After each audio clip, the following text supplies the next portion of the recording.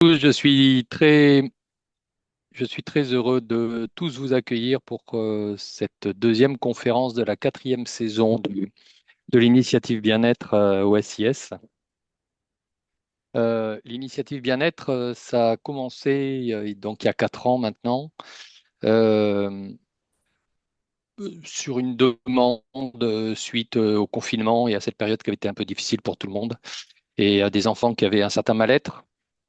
Euh, et en fait, on a petit à petit, assez rapidement, transformé ça en une volonté d'en faire un axe fort de notre éducation au SIS, avec un objectif qui est de créer un environnement scolaire qui favorise la santé mentale, l'apprentissage positif, le développement global des élèves. Et quand on obtient tout ça avec les élèves, ben, ça amène aussi la fidélisation des professeurs, la satisfaction des parents. Et donc, c'est quelque chose de très positif pour l'ensemble de la communauté. Et donc ce soir, je suis très heureux d'accueillir Nadège Larcher, donc, qui est notre conférencière ce soir, mais qui est aussi la psychologue qui nous accueille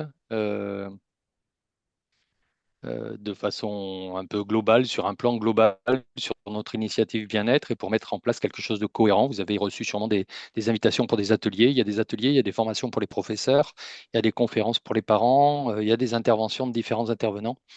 Et donc, Nadège nous accompagne pour avoir un plan un peu sur le long terme sur cette initiative et construire cette initiative bien-être. Voilà. Eh bien, écoutez, merci d'être tous là et de répondre présent avec enthousiasme. On a 150 inscrits, pas loin de 150 inscrits, 149 inscrits ce soir. Et donc, les gens vont se connecter petit à petit. Et donc, je laisse Nadège se présenter et puis lancer la conférence. Bonne soirée à tous. Merci beaucoup Dominique. Donc je suis ravie de vous retrouver ce soir pour ce nouveau webinaire, alors qui est un sujet qui risque de nous occuper longtemps. Alors malheureusement, on essaiera on respectera l'horaire bien évidemment, mais c'est vrai que le sujet de ce soir, eh bien, est un sujet vaste et important pour chacun d'entre nous puisque nous allons parler des écrans ce soir et de comment bien les gérer en famille et comment réussir à en tirer les effets bénéfiques au maximum et limiter au maximum les effets néfastes. Il y a les deux quand on parle des écrans et donc c'est mon objectif ce soir. Très rapidement, pour me présenter, merci déjà pour l'introduction. Donc, je suis Nadège Larcher, je suis psychologue spécialisée dans le développement de l'enfant et de l'adolescent. J'ai l'habitude de dire que j'ai au moins deux casquettes professionnelles. La première en tant que psychologue et d'être psychothérapeute et enseignante à l'université de Tours. Et puis ma deuxième casquette, c'est d'être dans le domaine de la formation et d'avoir cofondé avec le docteur Sophie Benkemoun l'atelier qui était à l'origine l'atelier des parents et qui est devenu APECOM, apprendre à communiquer, et puis de travailler plus particulièrement sur la question de la parentalité numérique, sachant que, vous le voyez à l'écran, cet élément de la parentalité s'est rajouté aux multiples fonctions que nous avons déjà, nous, parents. Et c'est vrai que en plus de notre parentalité, dans le monde réel, eh bien, il s'avère aujourd'hui que se pose aussi la question de notre parentalité par rapport aux écrans, dans les écrans, et puis, alors, bien sûr, comment ils nous occupent nous-mêmes, mais surtout comment ils peuvent eh bien, amener des bénéfices à nos enfants et malheureusement aussi d'autres problématiques. Alors, avec un élément quand même qui est important, c'est que nos ados, nos enfants sont aujourd'hui des ados ou des enfants numériques, alors que nous avons été nous-mêmes plutôt analogiques, hein, des ados analogiques, même si les générations maintenant arrivent et sont déjà plus à l'aise. Mais c'est vrai que là, il y a un gap de génération, hein. On parle de la quatrième révolution industrielle. On parle vraiment d'un changement majeur dans les 20 dernières années.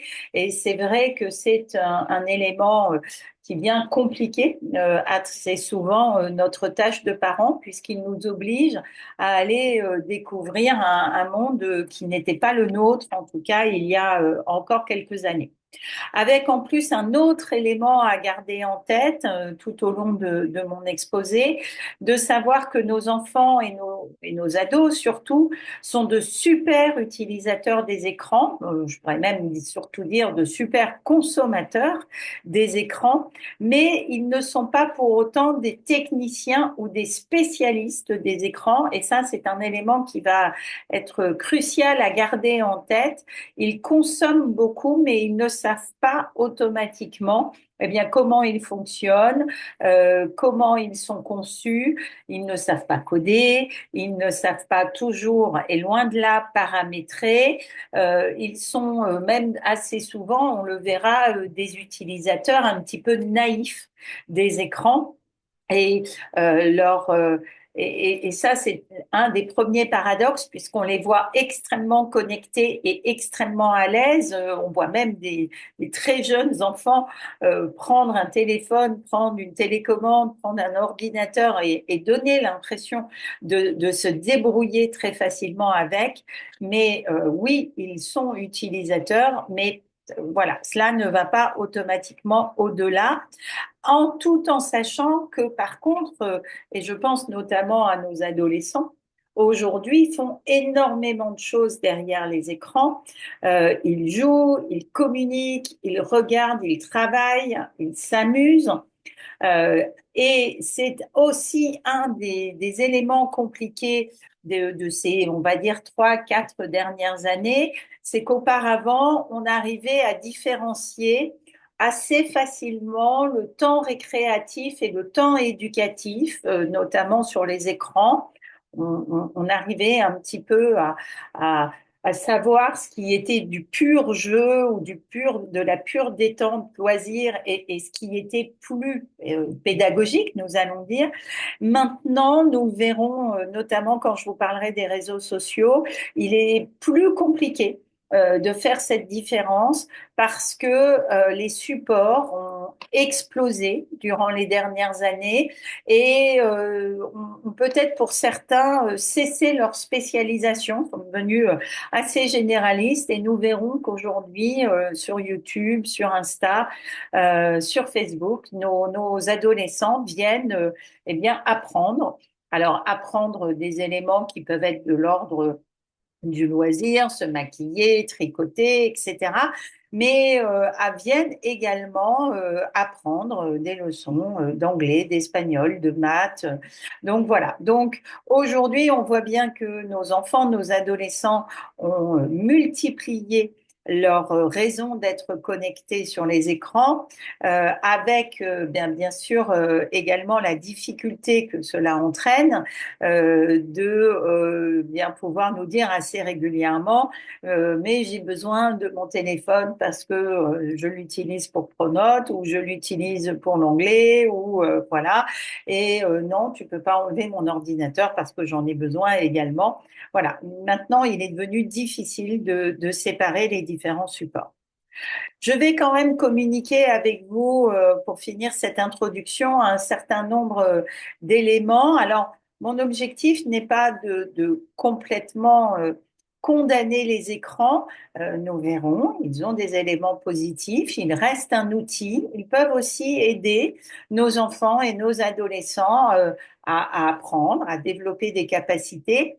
mais ils ont aussi un véritable impact sur le développement de nos enfants et de nos adolescents, notamment aussi parce que les choses vont très très vite et que nous-mêmes, adultes, sommes en difficulté face à ces écrans.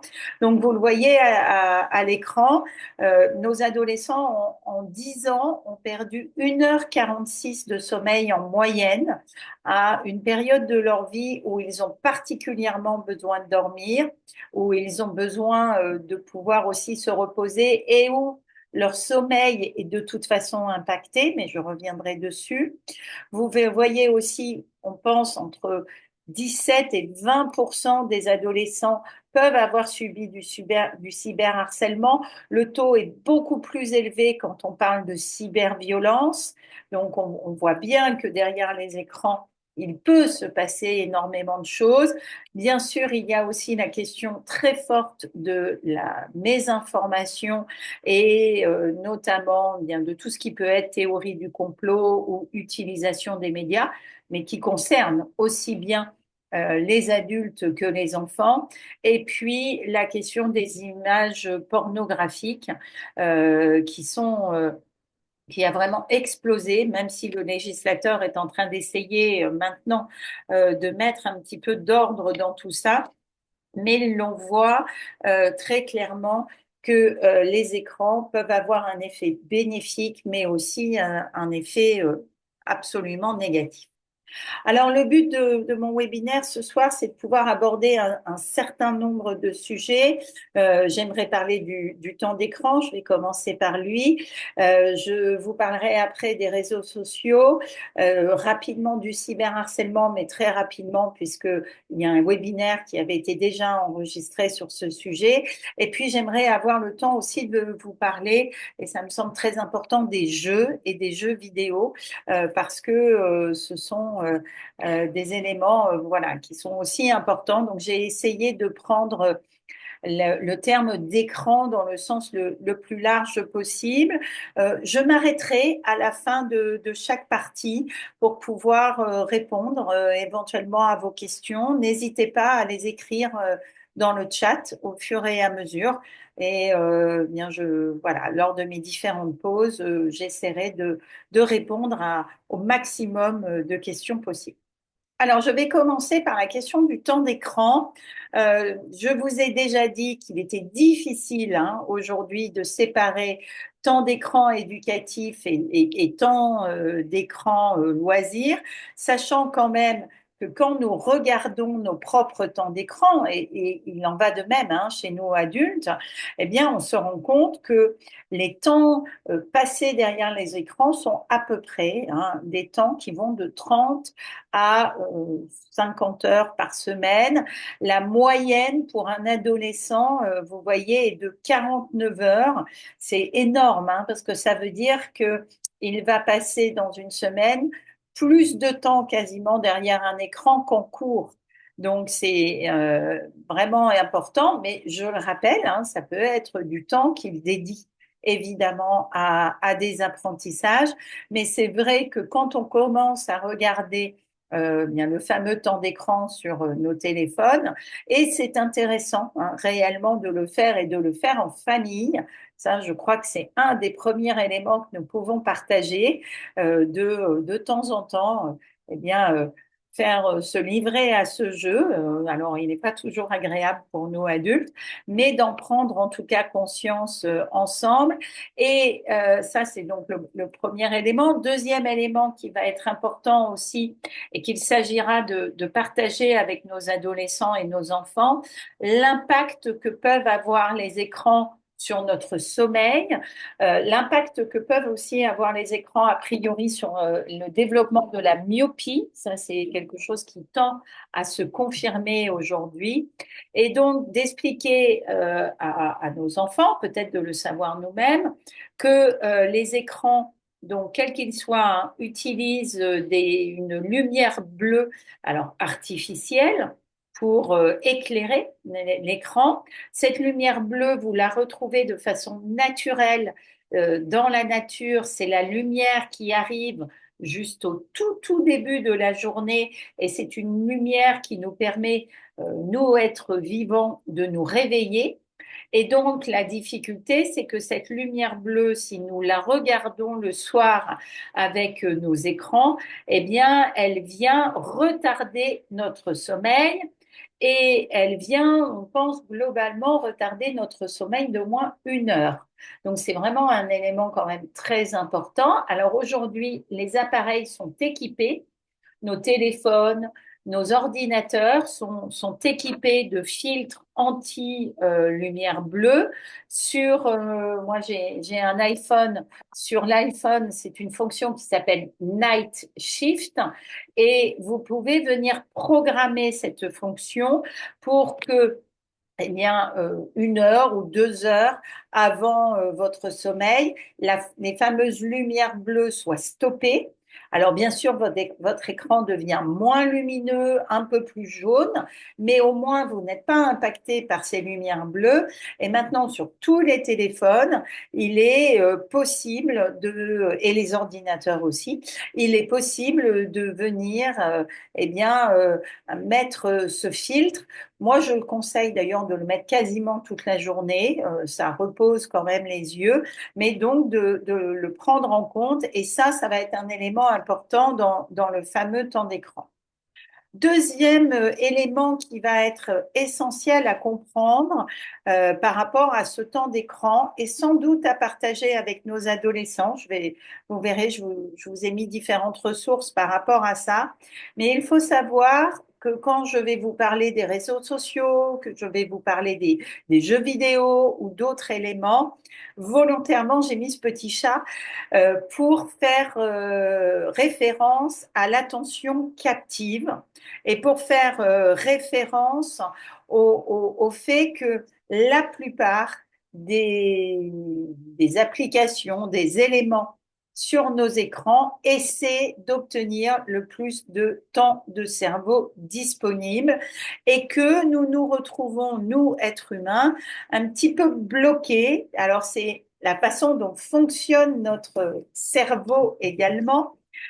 Notre cerveau a ce qu'on va appeler une voie courte qui est très rapide, très automatique dans son mode de fonctionnement et qui lui demande peu d'énergie, qu'on pourrait appeler une voie un peu automate. Et par contre, une voie longue dans son fonctionnement, qui serait plus la voie diplomate et qui, elle, va demander plus d'attention, va nous permettre un sens critique, un sens moral, etc., mais qui va nous demander beaucoup plus d'énergie.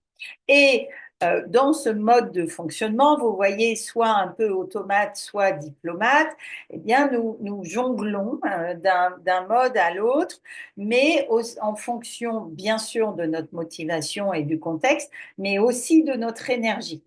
Et quand nous sommes fatigués ou quand nous sommes happés par quelque chose, eh bien évidemment, nous passons beaucoup plus rapidement en mode automate. Je vous l'expliquerai notamment tout à l'heure. Et c'est comme ça que l'on se retrouve à rester devant un écran beaucoup plus longtemps.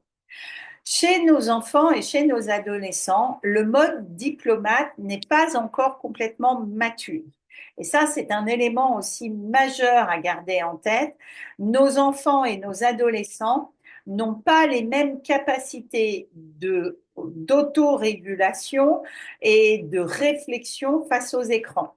Là où c'est déjà compliqué pour nous de lâcher nos écrans et de réussir parfois à s'auto-réguler, j'ai envie de dire à s'auto-censurer par rapport aux écrans, eh bien, c'est encore plus compliqué pour nos enfants et nos adolescents parce que notamment les zones frontales, vous me voyez toucher mon front, mais les zones frontales sont les zones qui sont impliquées dans l'autorégulation, qui sont impliquées dans la planification, dans la capacité d'inhiber, d'arrêter certains gestes et certaines pensées. Et ces lobes frontaux seront réellement matures à 25-27 ans.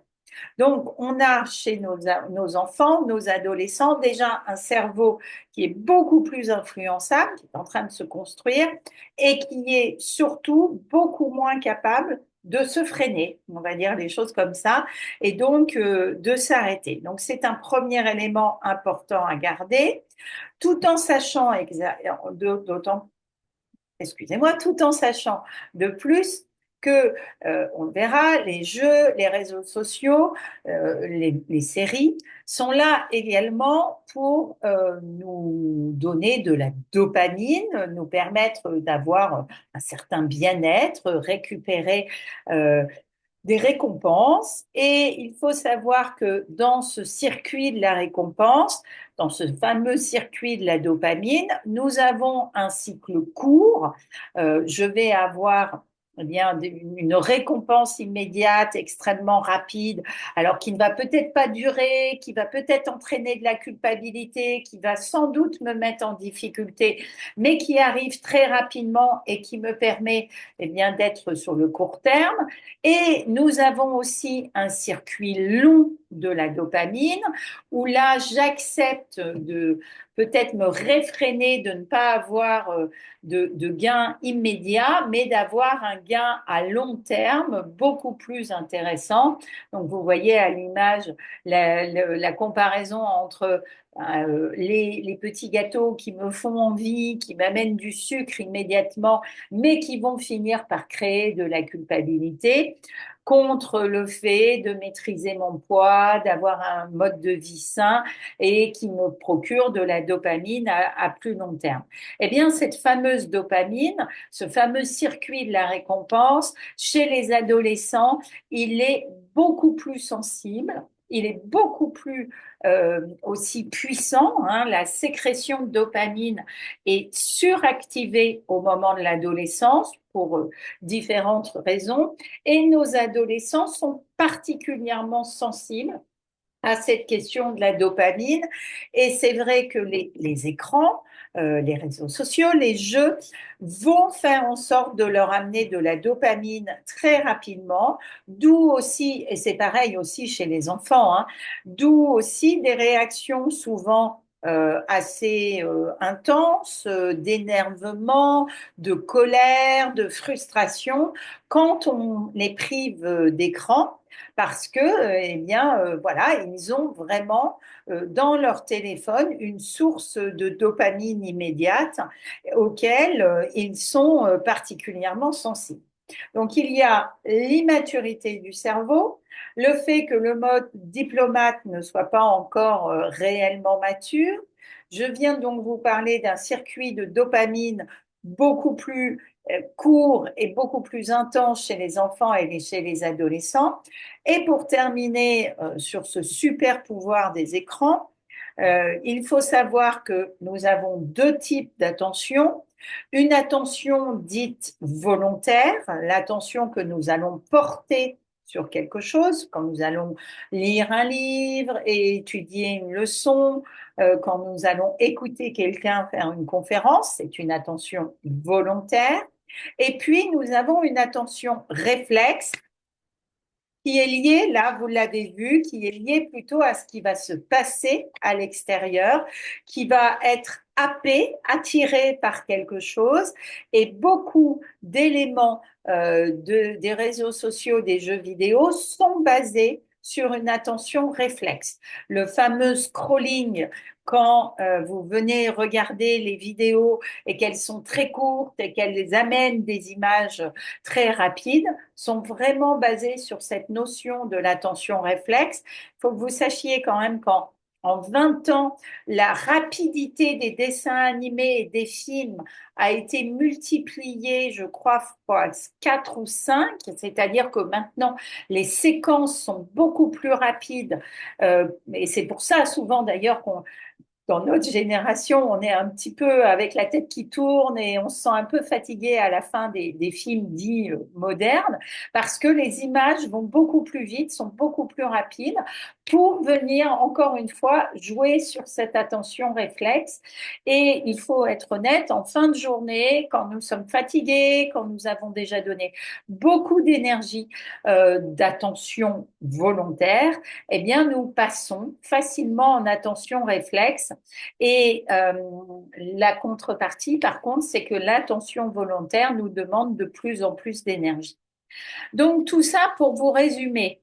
Le fait de bien comprendre que quand vous devez arbitrer, si vous êtes un enfant ou un adolescent, entre travailler, ranger, vider le lave-vaisselle, où il n'y a pas de dopamine, ou alors de la dopamine à très long terme, où vous êtes obligé d'être en attention volontaire et pas réflexe, où on vous demande d'être en mode diplomate et pas automate, quand vous devez arbitrer une situation où en plus il n'y a pas de fun et qui vous demande de l'énergie, etc., contre ou face à une situation comme jouer ou vous êtes sur les réseaux sociaux, où là vous serez plus en mode automate, où vous aurez de la dopamine immédiate et où vous aurez une attention réflexe qui vous donne l'impression de vous reposer, mais voilà, on sait qui ne vous repose pas tant que cela, mais en tout cas qui vous permet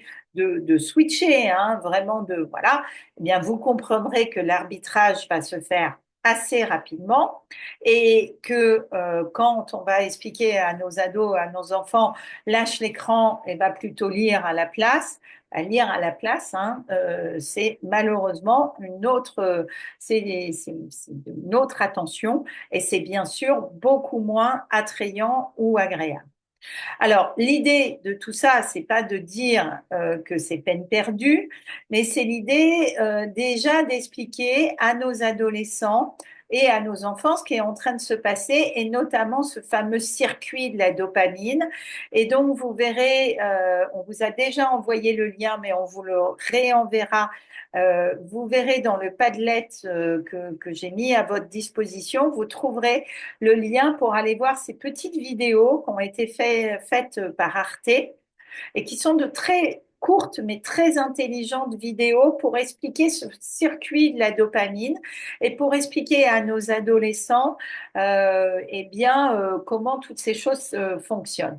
Alors, ils le savent, hein, quelque part, ils le savent, mais c'est toujours intéressant de leur rappeler et pas pour leur dire qu'ils sont idiots, parce que on va en parler, mais notre discours va être très important parce que nous nous faisons tous avoir par ce système de la dopamine. C'est pas nos enfants et adolescents, ils sont particulièrement sensibles, mais nous-mêmes, hein, nous sommes les premiers à être souvent victimes de ce système, mais de pouvoir le partager ensemble et de pouvoir se dire, ben oui, ok, on essaie de nous manipuler et quelque part, bien, nous sommes des victimes consentantes parce que nous acceptons de l'être, mais l'idée, c'est quand même de ne pas être trop manipulé et que ce soit quand même nous qui contrôlions toujours la machine et pas l'inverse.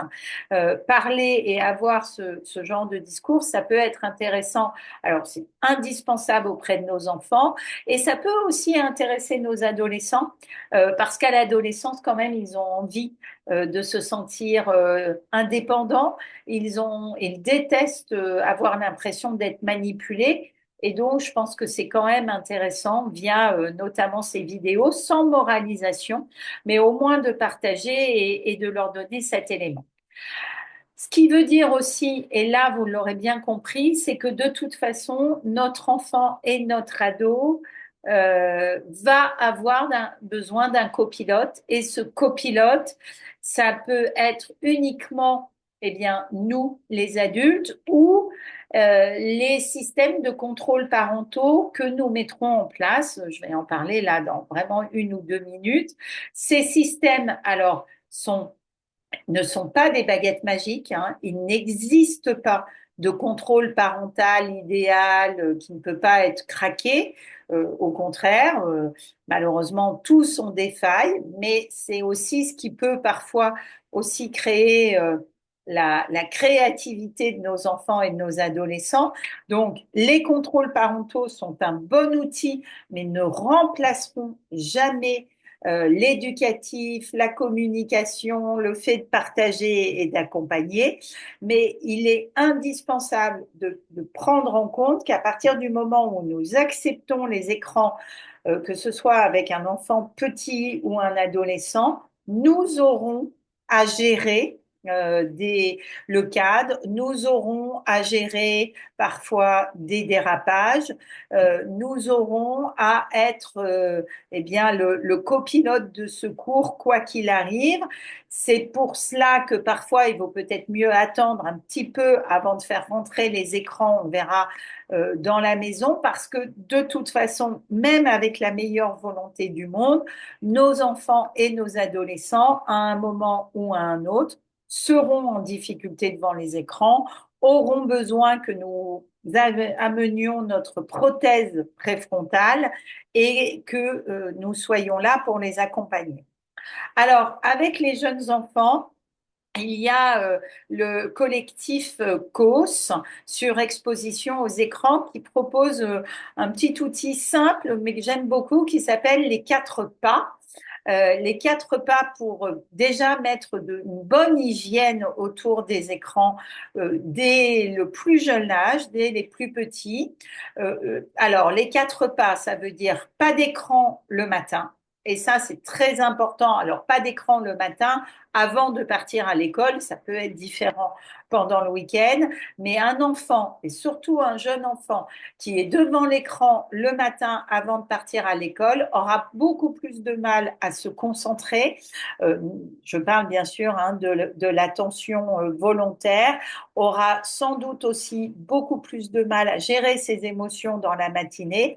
Vous imaginez bien que commencer la journée devant un écran avec des petits dessins animés et des petits, voilà, pas de patrouille, qui partent partout, qui sont gais, qui sont fantastiques et qui amènent plein de couleurs, quand il arrive devant la maîtresse qui, elle, n'est pas en train de courir partout ni de faire de la musique, bah, évidemment, comme diraient nos amis québécois, il va trouver la matinée bien plate, bien, voilà, sans attrait. Donc, pas d'écran le matin avant de partir à l'école. Voilà. Pas d'écran pendant les repas.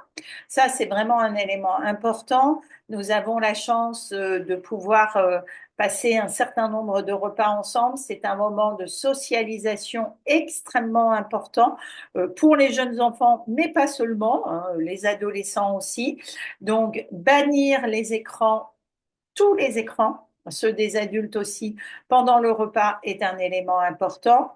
Pas d'écran avant le coucher, et je vous l'ai notamment expliqué avec les lumières bleues, et pas d'écran dans la chambre dans l'enfant, et si possible, de toute façon, le plus longtemps possible, ne pas avoir d'écran. On en reparlera pour le téléphone portable quand il arrive à un certain âge, euh, qu'il y ait quand même une limite physique. À partir du moment où il y a un écran dans la chambre de l'enfant, c'est comme si vous laissiez un paquet de bonbons dans la chambre de l'enfant. Alors bien sûr, il va vous promettre de ne pas en manger, mais c'est quand même très tentant, hein, de manger le bonbon ou le chocolat. D'où le fait que en France, nous avons la loi des 3, 6, 9, 12. Enfin, c'est une préconisation, mais qui peut être intéressante. Alors, bien sûr, l'idée, c'est que ça va, c'est souvent compliqué de la respecter de façon totale, mais ça peut être de bons repères et puis ça peut être aussi une façon de nous aider. Donc, si possible, pas d'écran avant 3 ans, ou en tout cas, de toute façon, si vous devez passer votre téléphone portable de façon très, très, très, très limitée, et sachez que de toute façon, l'enfant va pleurer et hurler quand vous allez lui enlever. De 3 à 6 ans, des écrans très limités et toujours accompagnés. L'enfant est toujours accompagné d'un adulte qui va être à côté, et évidemment un contenu qui est maîtrisé par l'adulte, un contenu qui est choisi. par l'adulte et qui ne va pas s'enchaîner.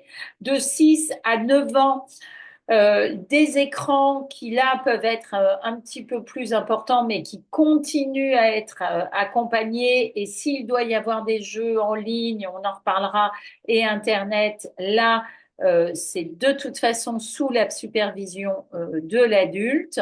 Et puis, ce n'est vraiment qu'à partir de 12 ans que l'on va pouvoir laisser l'ado commencer à s'affranchir, commencer, et on le verra, de toute façon, la majorité numérique aujourd'hui en France, c'est 15 ans et on parle de passer bientôt à 16 ans.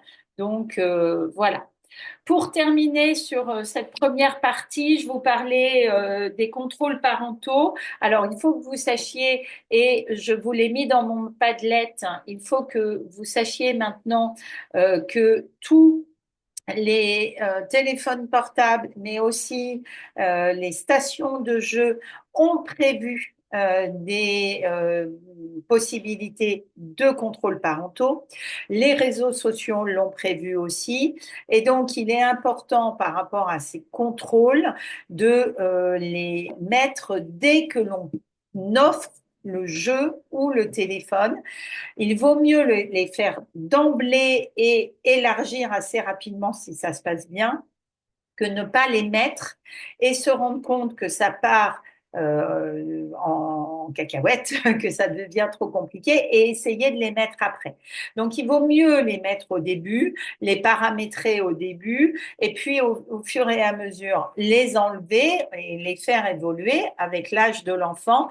Mais ça n'empêche pas de toute façon de mettre aussi un cadre physique et par exemple, jusqu'à un certain âge, de demander que le téléphone ne soit pas dans la chambre, mettre la station de jeu dans la pièce de vie générale pour pouvoir voir ce qui se passe, etc., etc. Donc, ne pas hésiter à avoir aussi un cadre physique par rapport à ça et mettre un cadre dans ce qui va être libre, dans ce qui va être négociable, non négociable, vraiment réfléchir si possible d'abord entre adultes et après le communiquer à l'enfant ou à l'adolescent. Mais ce sont vraiment des outils euh, voilà, avec lesquels nos enfants vont surfer sur les autoroutes de l'information, sur lesquels nos enfants vont être en contact parfois potentiellement avec un monde extérieur. Donc, il est vraiment important d'avoir défini un cadre et je vais rapidement partager avec vous juste pour pouvoir vous le montrer. Euh, ah, il n'est pas ouvert, excusez-moi. Très rapidement, pour pouvoir vous montrer donc le Padlet dont je vous parlais, pour vous montrer comment paramétrer les réseaux sociaux, par exemple, ou autres. Donc voilà le fameux Padlet. Et vous avez par exemple ici un document, un PDF que nous avons créé avec mon équipe pour vous permettre de paramétrer les réseaux sociaux. Il faut savoir aujourd'hui que tous les réseaux sociaux sont obligés d'avoir prévu un paramétrage. Et attention, Google est un réseau, YouTube est un réseau social. Donc, vous pouvez, et c'est même très important, de le paramétrer et de créer un compte pour votre enfant. Pareil après pour les autres réseaux sociaux, je reviendrai dessus. Mais et pareil aujourd'hui aussi, si vous jouez en ligne, vous pouvez absolument tout paramétrer. Ça prend du temps au début, c'est pour ça qu'on vous a créé ce petit guide. Mais vraiment, croyez-moi, c'est un temps qui n'est pas perdu. C'est un temps, bien au contraire, qui vous fera gagner du temps par la suite, mais qui n'empêche pas de mettre quand même aussi un cadre physique parce que, je vous l'ai dit, les contrôles parentaux ne sont pas sûrs à 100%. Et de toute façon, nos enfants, mais surtout nos ados, vont tenter un certain nombre d'arnaques pour essayer évidemment eh bien, d'avoir leur dopamine le plus possible. Voilà, alors je fais une première pause par rapport à ce temps d'écran. Je vais enchaîner par la suite avec les réseaux sociaux. Est-ce qu'il y a déjà peut-être des questions, des remarques, des besoins de peut-être de précision sur certains éléments?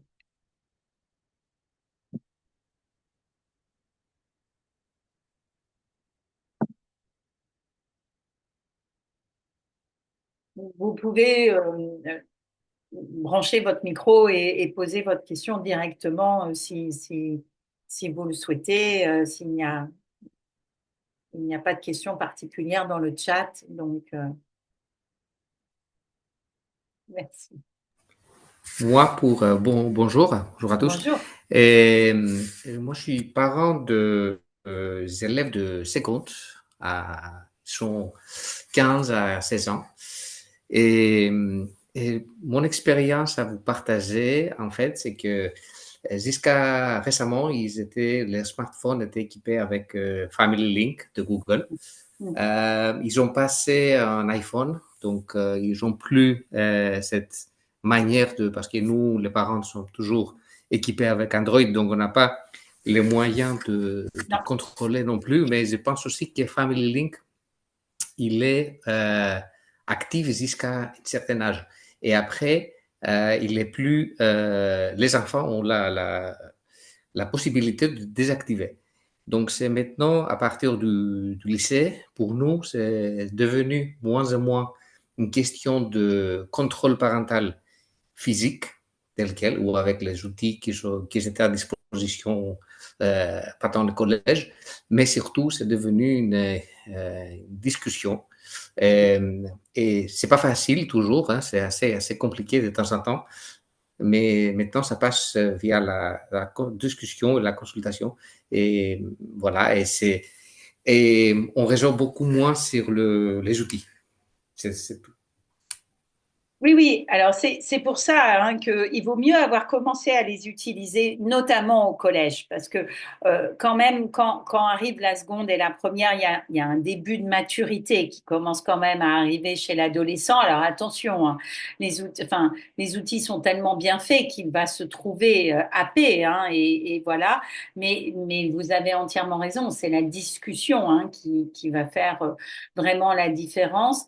Et on va le voir notamment sur les réseaux sociaux, mais la discussion sans trop de jugement moralisateur de notre part. Si nous voulons que nos enfants et surtout nos adolescents partagent avec nous ce qu'ils vivent sur les réseaux sociaux, ce qu'ils vivent sur les écrans, il faut qu'ils sentent que nous soyons alors pas automatiquement d'accord avec ce qu'ils regardent, mais avec le moins de jugement possible, parce que sinon ils ne viennent pas nous en parler.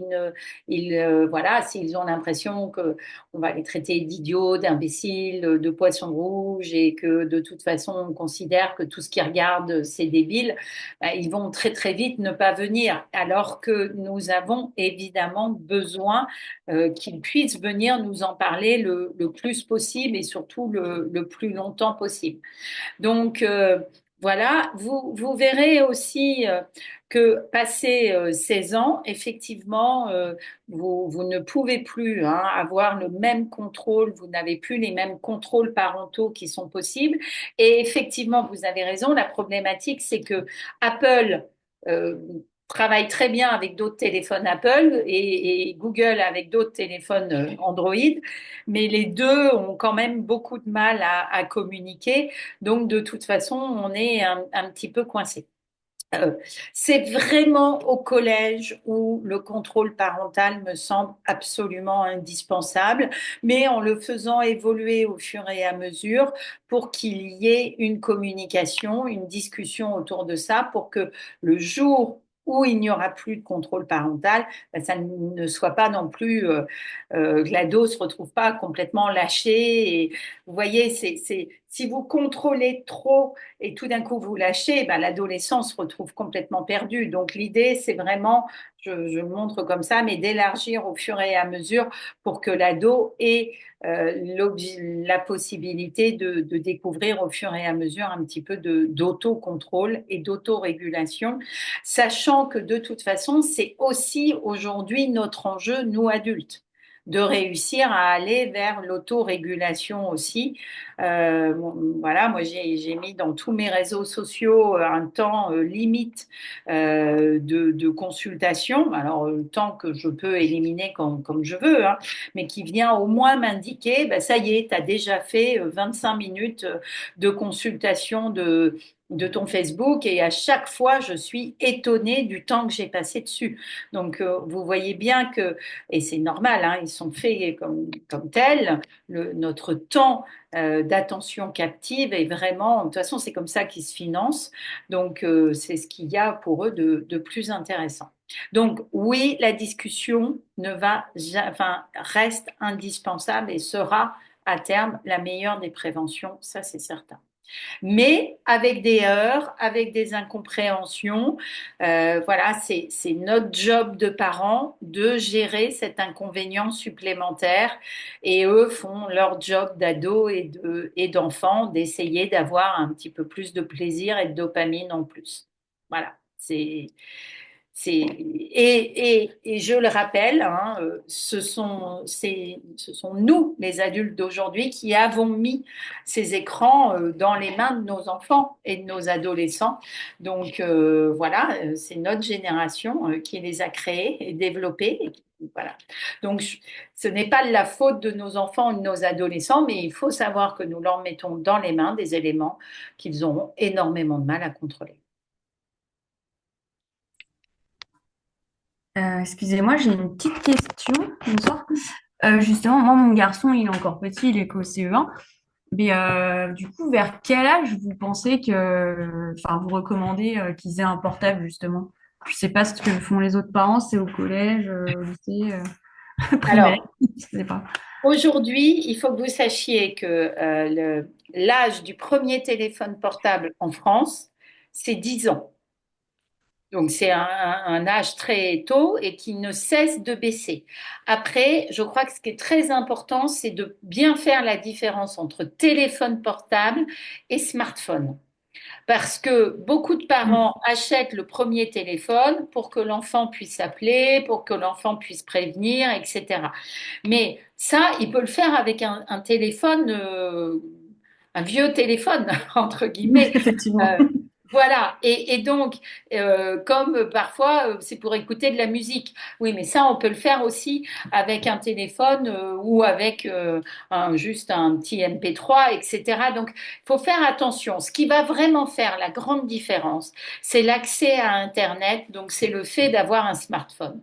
Et à Mm. partir du moment où l'enfant a accès à Internet, bah, c'est là où de toute façon la porte s'ouvre. Donc, premier élément, ne pas automatiquement offrir un smartphone. Et d'ailleurs, aujourd'hui, on a quand même un argument qui est intéressant par rapport à ça, c'est que la loi française et la loi européenne disent que les réseaux sociaux sont interdits aux moins de 13 ans. Ça, c'est ce que définit la loi. On pense que ça risque de passer de toute façon à une interdiction au moins de 15 ans.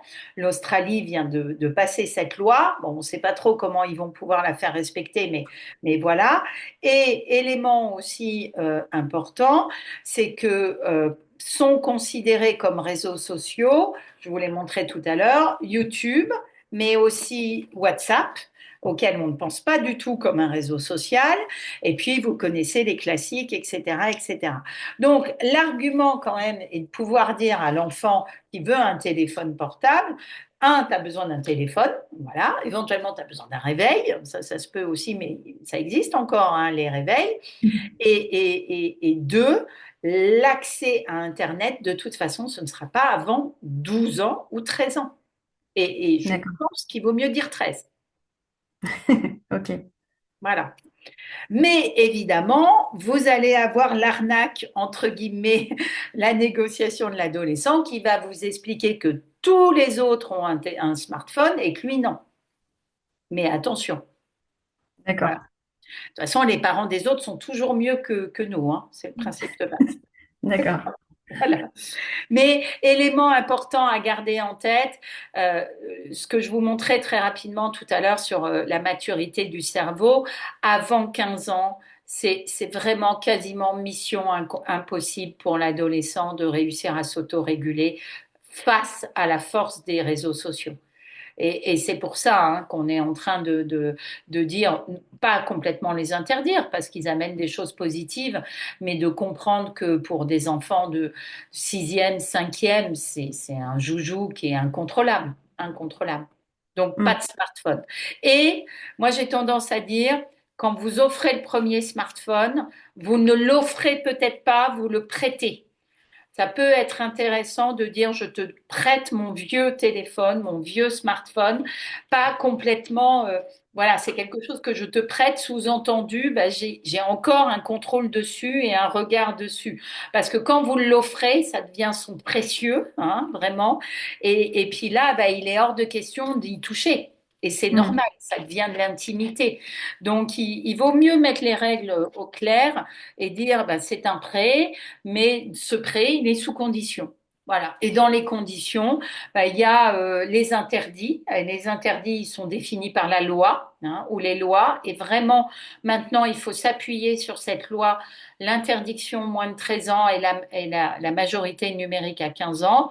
Et puis, il y a le non négociable. Alors, le non négociable, c'est pas basé sur les lois, mais c'est ce que vous n'acceptez pas, ce qui n'est pas négociable pour vous pour l'instant. Alors, par exemple, des jeux violents. Je vais tout à l'heure vous définir les différents jeux et les différents PEGI.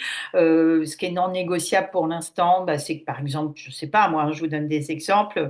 Tu es deux réseaux sociaux, tu n'en as qu'un.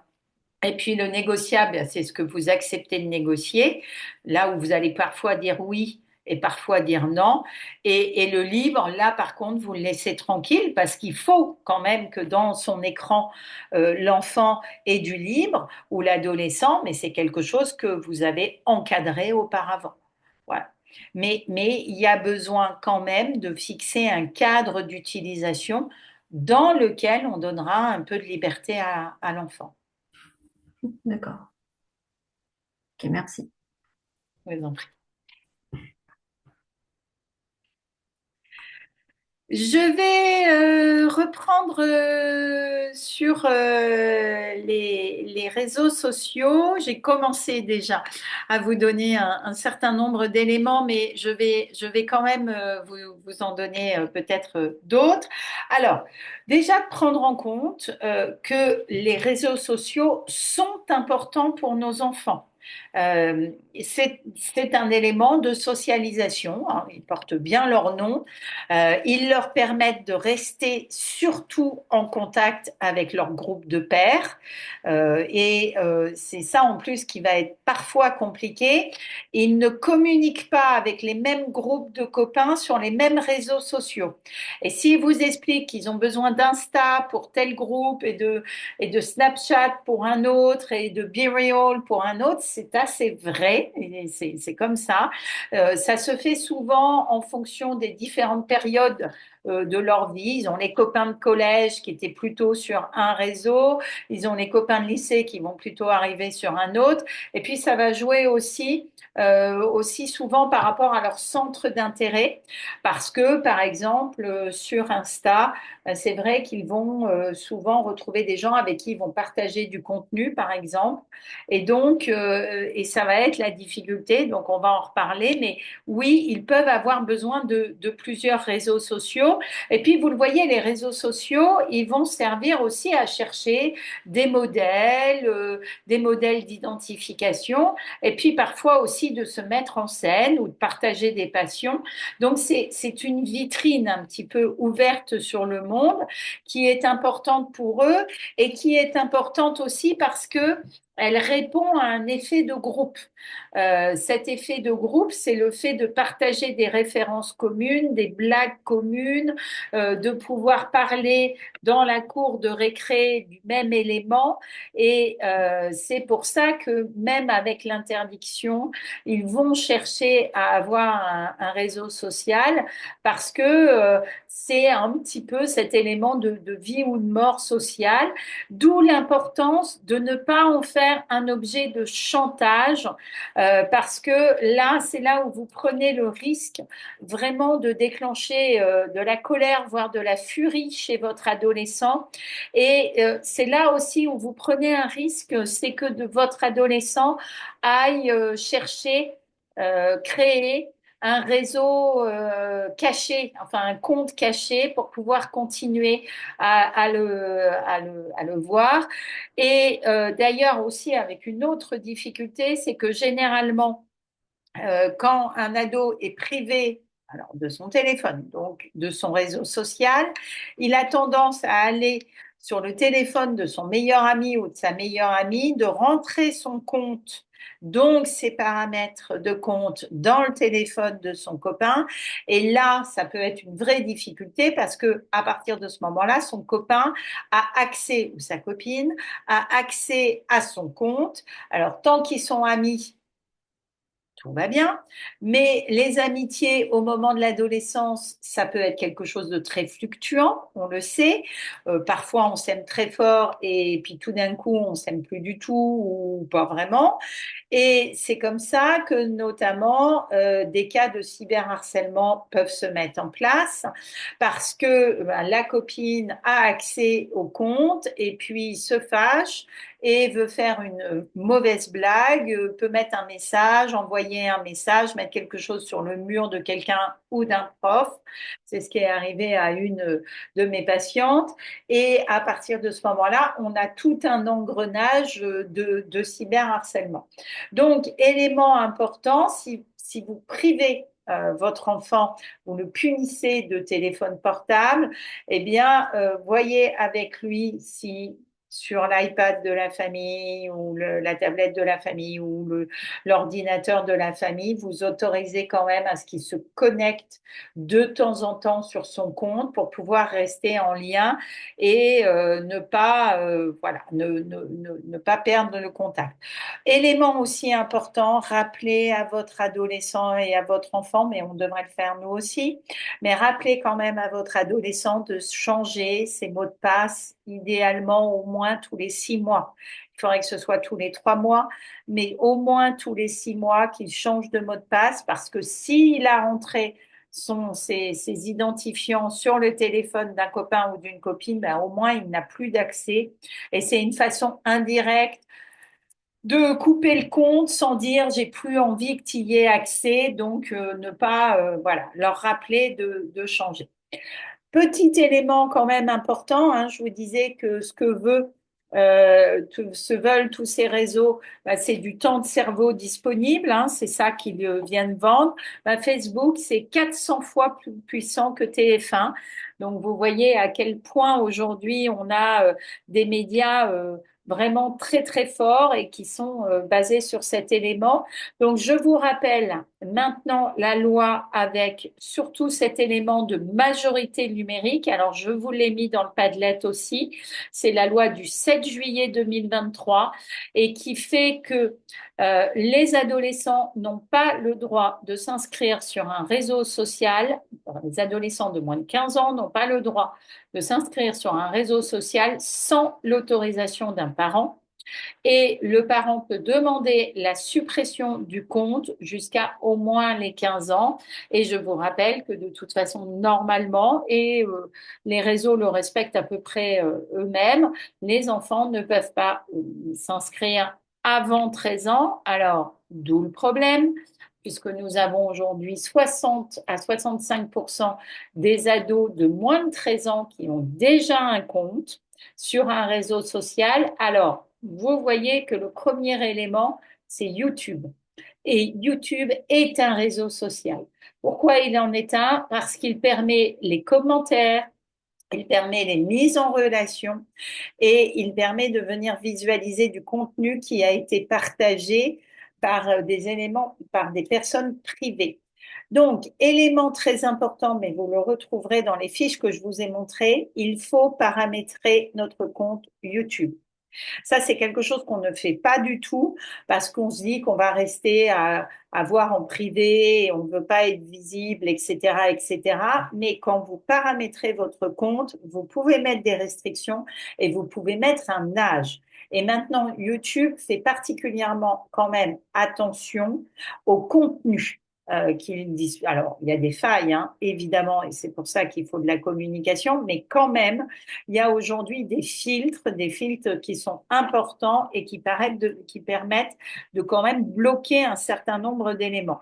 Donc, vous autorisez à votre enfant, même plus petit, à y aller. Et maintenant, en plus, il y a un YouTube Kid. Et d'ailleurs, on pense que les réseaux sociaux vont bientôt mettre en place des systèmes KID un peu comme ça, parce qu'évidemment, hein, ils vont perdre un nombre de comptes important. Mais le fait de paramétrer avec le bon âge est vraiment un élément important. Élément aussi important à garder en tête, je pense notamment à Instagram. Vous pouvez sans problème avoir 2 comptes sur Instagram. Vous pouvez et switcher très facilement d'un compte à un autre.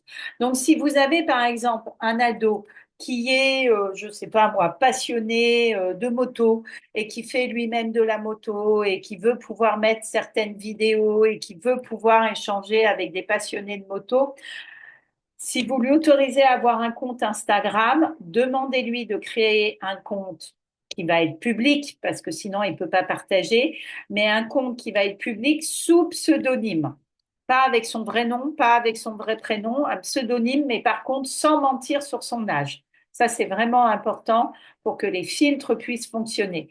Et demandez-lui, par contre, d'avoir un compte privé qui, lui, sera caché, où là, il peut mettre son nom, son prénom, son âge, etc., mais qui sera un compte qui ne sera pas vu et qui lui permettra d'échanger seulement avec des gens qu'il connaît. Vous voyez, ça, c'est très important éventuellement.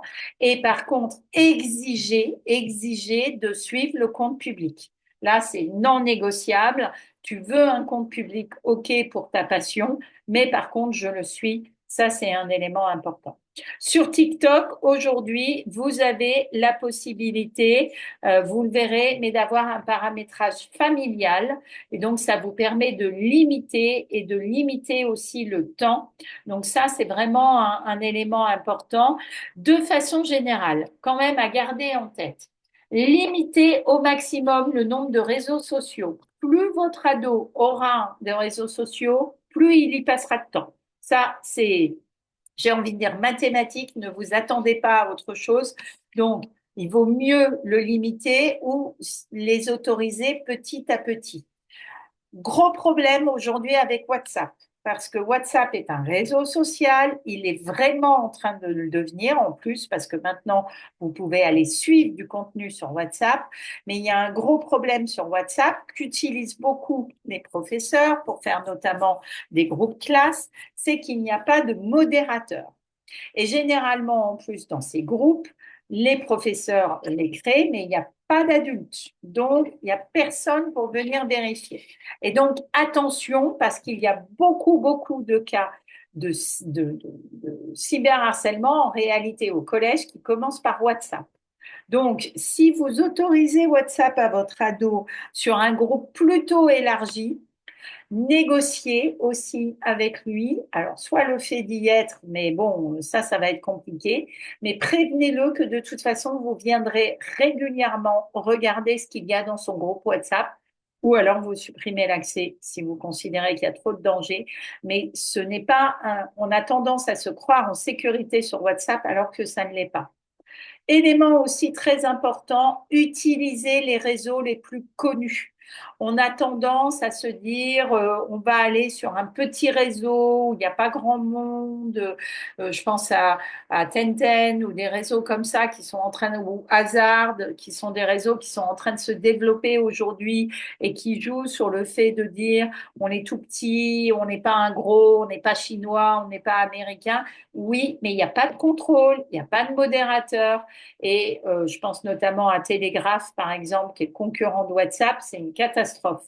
Donc, même si on n'aime pas TikTok, même si on n'aime pas Facebook ou Snapchat, il vaut mieux rester sur ces réseaux parce que ces réseaux aujourd'hui ont pignon sur rue. Ces réseaux aujourd'hui ont quelques procès quand même eh bien, qui sont mis en place ou qu'ils ont déjà perdu. Et donc, ils sont obligés aujourd'hui, et ils l'ont fait, honnêtement, pour la plupart d'entre eux, ils sont obligés aujourd'hui de mettre en place des systèmes, etc., de la modération. On peut mettre des mots-clés qui ne peuvent pas apparaître. Donc, il vaut mieux rester sur ces réseaux qui, au moins, aujourd'hui, traitent avec la loi et les institutions publiques. Et puis en France, il y a un élément qui est très important. On a un numéro qui est le 3018, et un site qui est pour toutes les problématiques, notamment de cyberharcèlement. Et l'association 3018, e-Enfance, travaillent aujourd'hui avec TikTok France, avec Insta France, etc. Ils ont plutôt de bonnes relations et ils arrivent assez rapidement à obtenir parfois même l'annulation de certains comptes. Donc, il vaut mieux rester sur ces éléments. Avec aussi un élément qui est important, et vous verrez, je vous l'ai mis dans le Padlet. N'oublions pas que derrière les réseaux sociaux, il y a aussi des éléments très positifs. Il y a du très bon contenu et je vous en mettrai toujours un petit peu plus au fur et à mesure dans le Padlet. Mais vous avez par exemple un prof d'anglais qui s'appelle Monsieur Prof, qui est vraiment super et qui met des vidéos sur des petits tips en anglais. C'est vraiment intéressant. Vous avez Hugo Décrypte, qui est un véritable journaliste, qui a sa licence de journalisme et qui a créé du contenu, qui est du contenu voilà, rapide, mais sélectionné, vérifié, avec des sources et qui permet à nos adolescents, eh bien, de quand même s'intéresser à la culture, au sport, à l'actualité. Alors, bien sûr, ce n'est pas un article du Monde, je vous le conseille, le concède, mais c'est toujours de l'information et honnêtement, pour y être abonné, c'est vraiment de la bonne information. Et puis, je vous ai mis aussi, parce que je trouve que c'est intéressant, il y a aussi des comptes, je pense notamment à nos jeunes filles de body positive, des comptes pour se réconcilier avec le corps où on a, voilà, il n'y a pas les rondeurs sont acceptées, sont abordées, les questions féminines, etc., etc. Il y a alors, je vous l'accorde, du contenu qui n'est vraiment pas bon, mais il y a aussi au milieu de tout ça du très très bon contenu. Et vous verrez dans le Padlet, mais je vous ai mis les Instagrammeurs. Il y a aussi aujourd'hui du contenu éducatif qui plaît vraiment à nos ados et qui est très intéressant par rapport à ça. Et oui, merci Dominique. Oui, Hugo Décrypte est un ancien élève SIS, exactement, et il fait vraiment du très bon travail.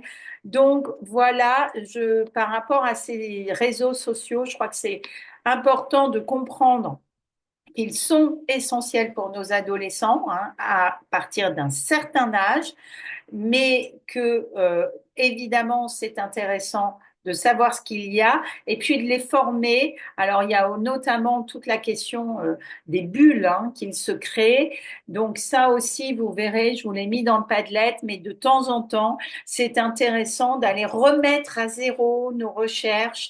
On va même pouvoir, là, c'est une nouvelle fonctionnalité d'Instagram, on va même, de Meta en général, on va même pouvoir maintenant éliminer, complètement effacer notre historique sur les réseaux sociaux quand on veut, pour repartir à zéro et pour sortir de cette bulle, de cet effet de bulle qui nous enferme hein, d'algorithmes. Donc voilà, il y a aujourd'hui un certain nombre d'outils qui sont présents. Il faut juste, alors ça nous prend du temps, mais un petit peu de temps pour aller regarder ce qui existe et puis le partager en mode, bah tiens, regarde, je le fais sur mon écran, j'ai essayé ça, est-ce que tu as essayé, qu'est-ce que tu en penses? Voilà, mais en ayant aussi conscience bah, qu'il y a des choses très intéressantes à apprendre sur les réseaux sociaux. Je refais une deuxième petite pause. Est-ce qu'il y a des questions éventuellement?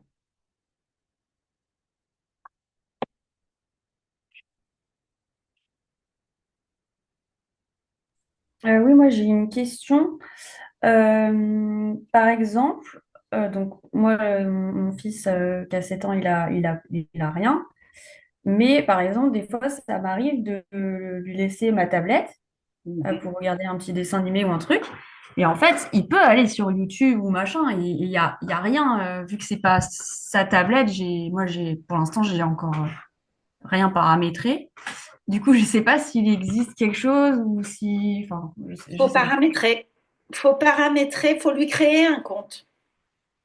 Il faut lui créer un compte YouTube. Si je me trompe pas, vous pouvez avoir deux comptes sur la même tablette. Vous pouvez changer de compte et vous lui créez comme ça un compte et vous lui montrez comment aller dessus en lui disant, tu as le droit d'aller sur la tablette de maman, mais sur ce compte-là et vous mettez je crois que vous pouvez, il faudra le vérifier, mais je suis à peu près sûre, je crois que vous pouvez protéger votre compte à vous avec un mot de passe. D'accord. Ah, je vais Donc, regarder. Mm. voilà. Et donc, comme ça, il ira sur YouTube regarder un petit dessin animé, mais il sera protégé par l'algorithme.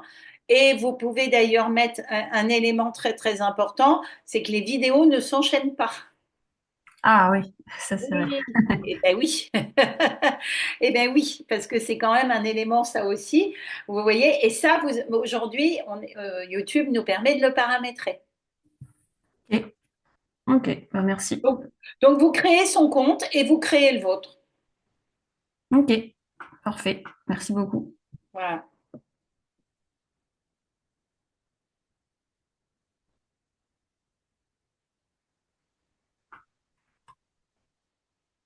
Est-ce que une autre question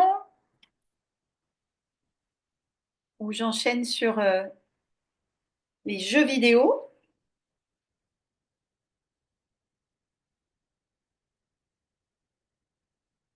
Eh bien, j'enchaîne.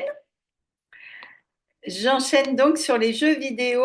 Alors, jeux vidéo qui plaisent autant aux enfants qu'aux adultes, hein. Il faut savoir que les plus grands joueurs, et les jeux tout court, hein, mais les plus grands joueurs sur téléphone, eh bien, ce sont nous, mesdames. Ce sont les ménagères de 30 à 50 ans qui jouent le plus. Après, ce qu'on appelle vraiment les gamers, hein, les joueurs, eh bien, ce sont plutôt les ados et les hommes qui continuent à jouer à l'âge adulte. Et il faut savoir qu'il existe un référencement qui s'appelle le PEGI. Le PEGI, ce sont des symboles, vous voyez, qui ont été établis et qui vous permettent d'avoir une idée du contenu du jeu quand le jeu est problématique ou pas, mais en tout cas de savoir ce qu'il y a. Et ces PEGI sont des éléments vraiment intéressants parce qu'ils vont vous permettre très rapidement, quand vous choisissez un jeu ou quand vous achetez un jeu vidéo, de savoir son contenu avec, et j'insiste hein, sur le dernier symbole que vous voyez ici qui s'appelle achat intégré, dont je veux vous parler, mais qui est un élément très important parce que vous allez comprendre que les jeux vidéo maintenant ont un petit peu changé de visage. Donc, le PEGI est un élément qui vous permet de savoir que vous voyez moins de 3 ans, vous avez absolument aucun des éléments qui peuvent être langage grossier, etc., etc. Autorisé à 7 ans et jusqu'à 12, hein, de 7 à 12, bon, vous commencez à avoir des éléments de peur, alors bien sûr un peu contrôlés, mais quand même, qui peuvent faire peur, et des débuts de violence, alors c'est plutôt voilà, hein, de la violence comme ça, pas trop grave, mais quand même. Après, vous voyez pour 12 ans, vous voyez pour 16 ans et vous voyez à partir de 18 ans.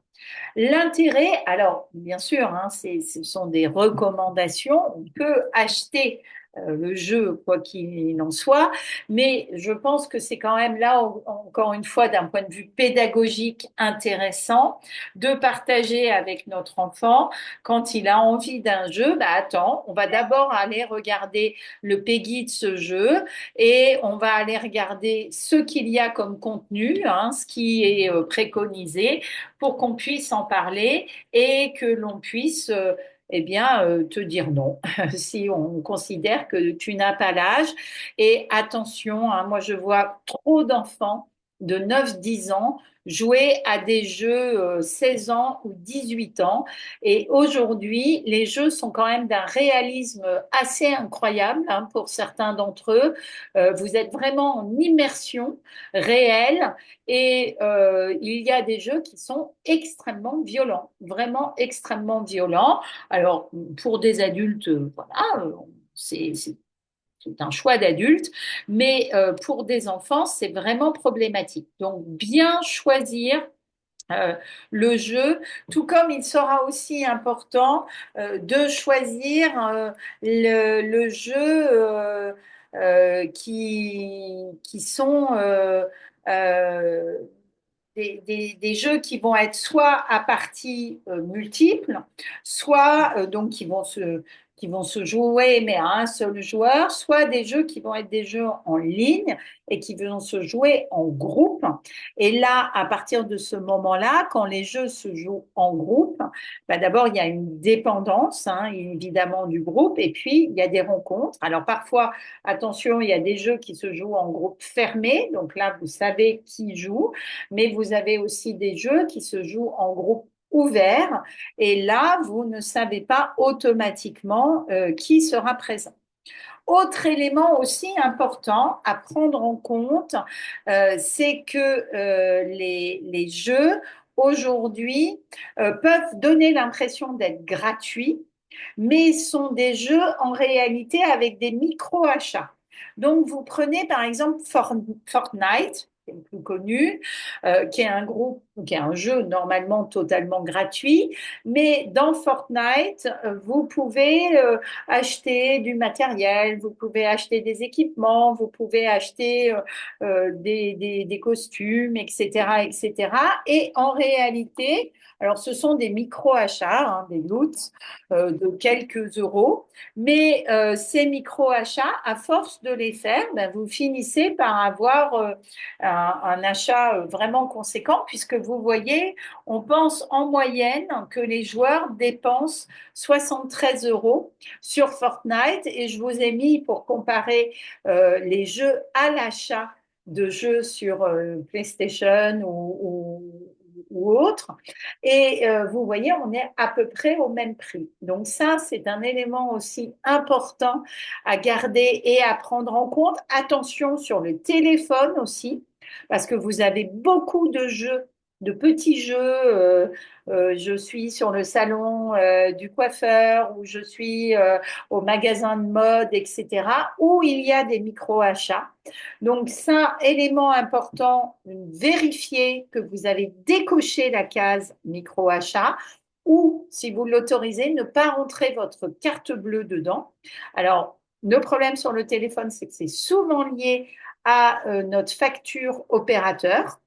Donc, c'est là où tout d'un coup, on pensait payer un abonnement de 30 euros, puis on se retrouve avec 50 euros, parce qu'il y a eu ce système de micro-achat. Beaucoup d'opérateurs maintenant vous donnent la possibilité d'être prévenus si jamais il y a des micro-achats sur certains jeux, mais il faut avoir un peu paramétré.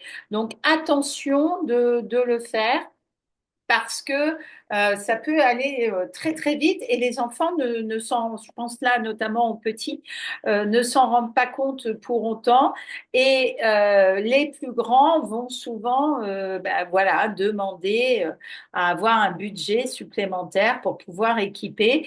Alors, c'est un peu de la manipulation marketing parce que c'est pas automatiquement ce qui vous fait gagner plus ou gagner plus facilement, mais bah, c'est ce qui customise le jeu et le rend vraiment personnel. Donc c'est pour ça que ça plaît. Élément quand même que j'aime partager, les jeux vidéo ont un impact positif quand ils sont bien sûr consommés avec modération et en fonction de l'âge, hein, ça on s'est bien compris, mais les jeux vidéo peuvent avoir tout à fait un effet positif sur le développement de l'enfant et sur le développement de l'adolescent. On se rend compte notamment en termes de maturation des émotions, de maturation intellectuelle, notamment de fonction visio-spatiale, etc., etc. Donc, ne pas croire qu'il n'y a que des éléments négatifs, loin de là. Ça peut même aider les enfants à se faire un groupe d'amis, là, les moments où c'est difficile, etc. Bien sûr, c'est toujours la même question par rapport aux écrans. La question, c'est le temps passé dessus et l'équilibre qu'il peut y avoir entre une vie, un jeu derrière un écran et le jeu en dehors. C'est-à-dire que là où ça devient problématique, c'est quand le jeu vidéo remplace toute forme de jeu et qu'il n'y a pas en dehors d'autres choses. Mais à partir du moment où vous avez un adolescent qui aime jouer, mais qui est aussi capable de venir faire, je ne sais pas, une partie de cartes avec vous ou d'avoir une vie sociale où ils passent des soirées à faire autre chose que jouer. Voilà, on pense que la vraie dépendance au jeu, hein, la dépendance vraiment comme telle au jeu numérique, elle concerne environ 2%, moins de 2% des gamers et on est souvent de toute façon sur des fragilités à côté qui ont entraîné voilà cette fragilité. J'avais fait quelque chose de très court sur les jeux vidéo parce que j'avais peur de ne pas avoir trop de temps. Est-ce qu'il y a des questions peut-être sur cet aspect avant que je passe à ma conclusion et aux dernières questions? J'ai vu passer le message, oui, des publicités, vous avez entièrement raison, des publicités sur des jeux moins de 12 ans et qui est un vrai problème. Et c'est un élément important de pouvoir le noter. Et d'ailleurs, je vais passer juste très vite. Je vais juste très vite vous montrer cette slide. Euh, alors, je ne vais pas reprendre sur le cyberharcèlement parce qu'on l'avait fait la dernière fois et je vous remettrai le lien, mais je voudrais quand même vous rappeler trois éléments importants. Vous avez donc l'application 3018 et le site 3018 pour toutes les questions harcèlement. Et vraiment, c'est e-enfance qui est derrière et c'est une très très bonne association. Ils font un super boulot et donc pour toute question, toute inquiétude par rapport au cyberharcèlement ou aux cyberviolences, vraiment n'hésitez pas à les contacter. Il y a aussi, et ça c'est vraiment important, deux sites aujourd'hui sur lesquels vous pouvez venir faire des signalements. Et c'est important de venir le faire parce que il y a aujourd'hui une police du numérique, mais elle a besoin, bien sûr, pour orienter ses actions, elle a besoin qu'on lui indique ce qui ne va pas. Et plus elle a de remarques sur un site ou sur une escroquerie ou plus eh bien, elle s'intéresse évidemment à ce support.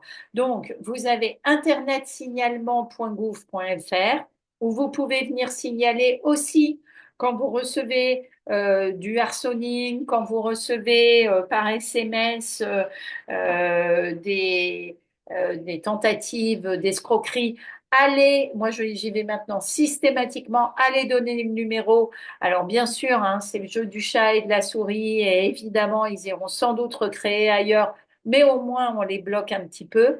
Et vous avez Pharos, pareil, qui permet de faire un signalement. Je crois que ça c'est vraiment un élément important de ne pas hésiter à aller. Alors bien sûr quand on a le temps, mais si vraiment vous voyez une escroquerie ou quelque chose de très violent, de ne pas hésiter à aller le signaler.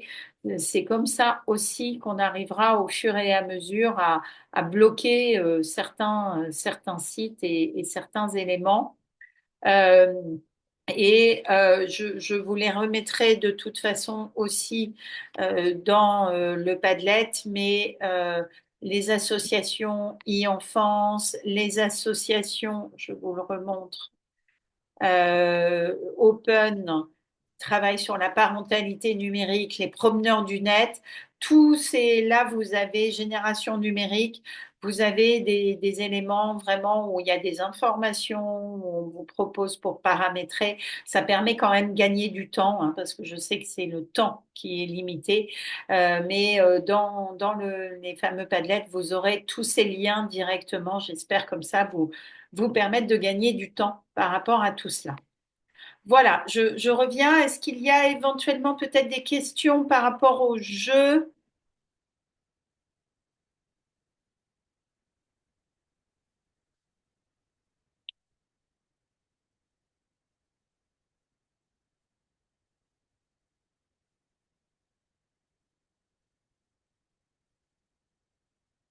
Bon, bah écoutez, je vais conclure. On va peut-être exceptionnellement finir à l'heure.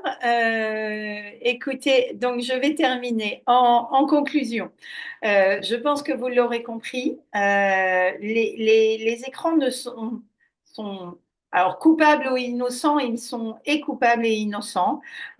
C'est un outil. Il y a bien sûr à l'intérieur des volontés marketing, économiques et des éléments dangereux, ça c'est sûr, mais il y a aussi des éléments positifs et j'ai envie de dire de toute façon, ces fameux écrans, ils sont là maintenant et a priori, ils vont nous accompagner, d'où la nécessité d'un cadre et la nécessité d'une éducation, la nécessité vraiment de pouvoir en parler et le fait aussi de se rappeler que nous sommes, c'est de la cohérence hein, qui va être attendue de notre part.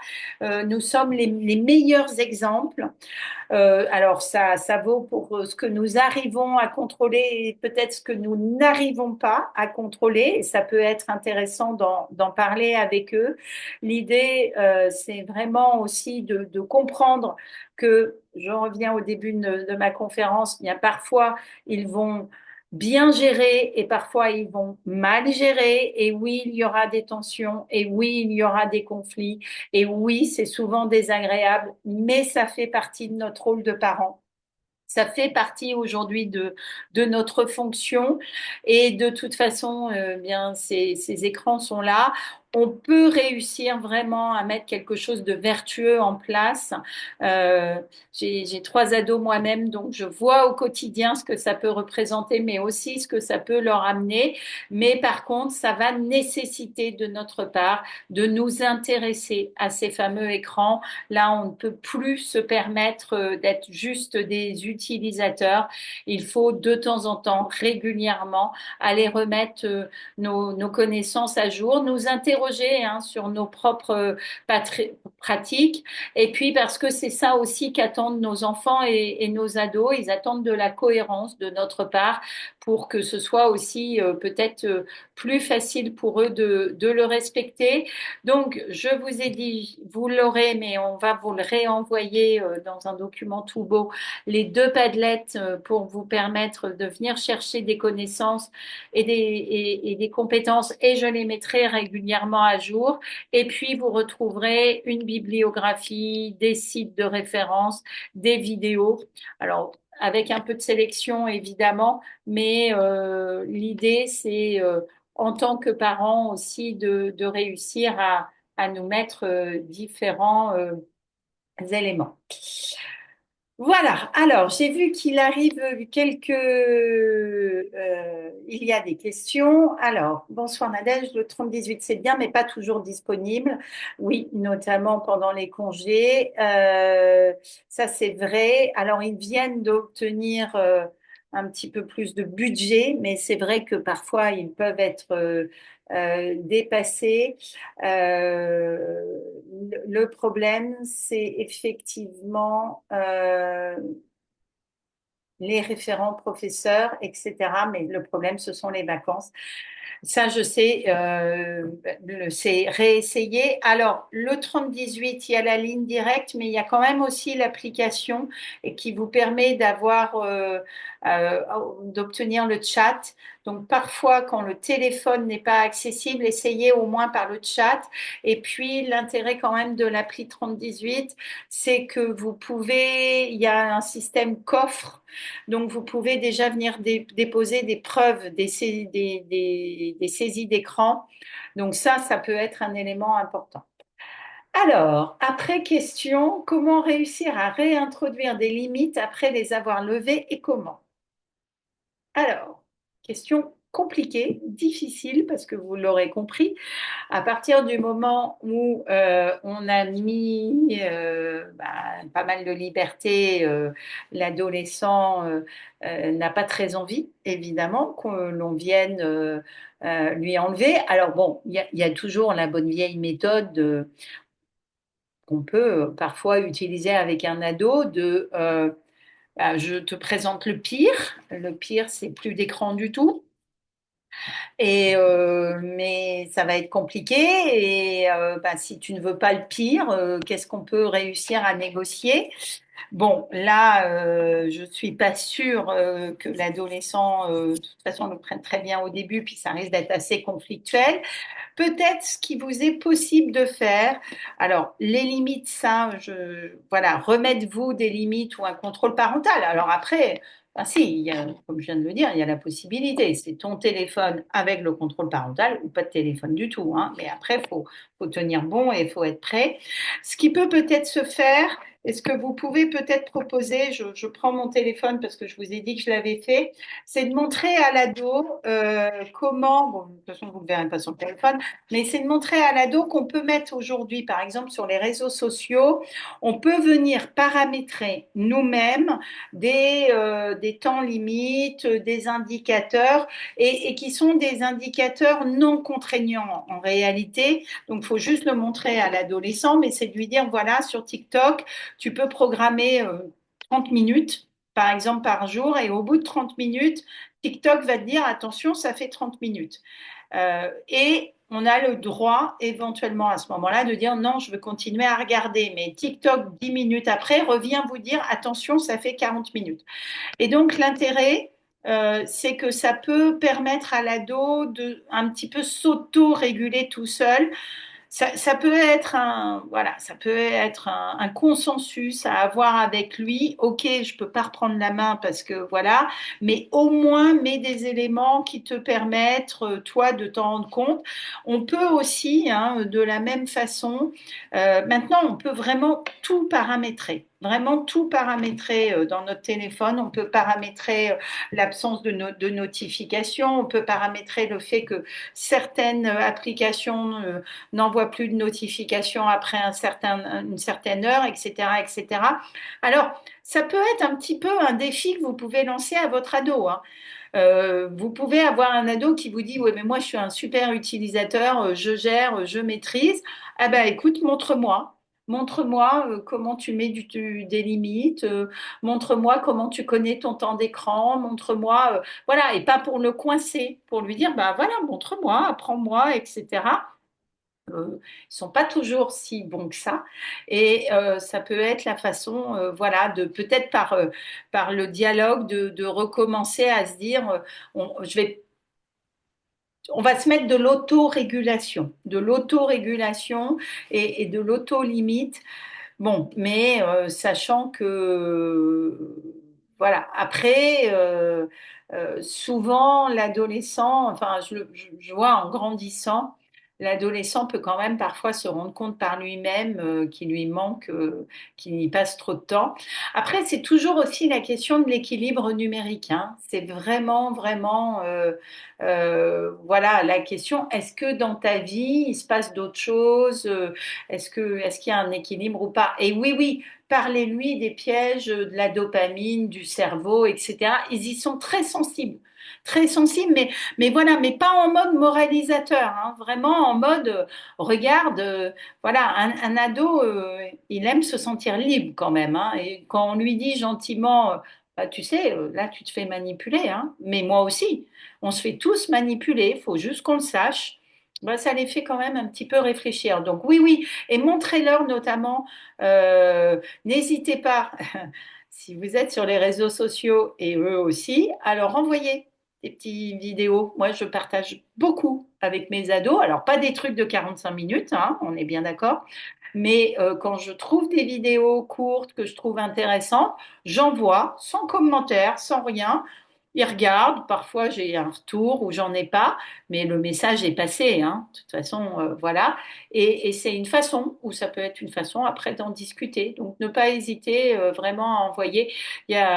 Aujourd'hui, il y a quand même du bon contenu. Vous verrez, je vous ai mis un contenu, quelqu'un que j'aime beaucoup qui s'appelle Micode et qui travaille beaucoup pour expliquer comment fonctionnent les réseaux sociaux, comment fonctionne YouTube, etc.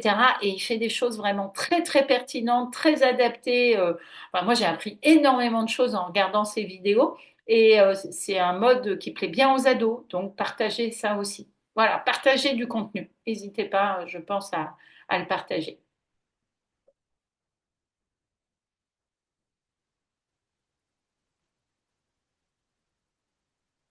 Merci. Est-ce qu'il y a éventuellement une dernière question? Que nous quittions nous aussi nos écrans à un moment?